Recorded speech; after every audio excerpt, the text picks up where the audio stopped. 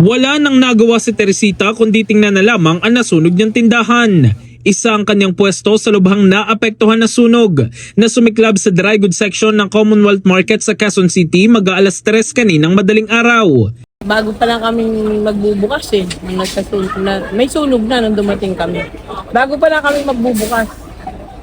Hindi na kami kasi ang sunog nandun, wala pa sa amin. Kaso nga, malakas ang sunog sa ibaba nang galing yata. Ayon pa kay Teresita, ang nasunog nilang tindahan ang bumubuhay sa kanyang pamilya. Pero dahil sa nangyaring sunog, tinatayang nasa 5 milyong piso ang nawala sa kanya.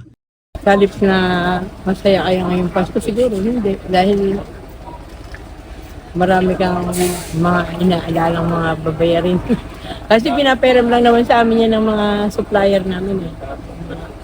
One upon daw, pag-bayaran mo, bibilibiran ka ulit, parang ganun daw. Hanggang tingin na lamang rin si Bobby sa nasunog nilang tindahan.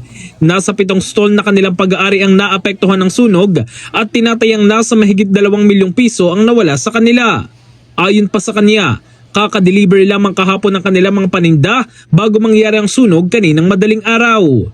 Umabot sa ikalawang alarmang sunog na nagsimula sa basement ng palengke. Ayon kay Fire Chief Inspector Marvin Marie, ang Chief of Operations ng Bureau of Fire Protection QC, nasa 100 tindahan ang naapektuhan ng sunog. Hindi bababa sa 40 fire trucks ang nagtulong-tulong para mabilis na maapula ang apoy. Bukod sa malayo ang mga fire hydrant sa lugar, naging pahirapan rin ang pag-apula sa sunog dahil sa mga laman ng mga tindahan. Ang laman po nung palengke ay more on mantika, toyo, suka, mga condiments po. Kaya medyo nahirapan po tayo sa pag-apula ng apoy. Tumagal ng mahigit 7 oras ang sunog bago tuluyang naapula mag-aalas 10 kaninang umaga. Patuloy namang iniimbestigahan ng BFP ang pinagmulan ng apoy at kabuoang halaga ng pinsala.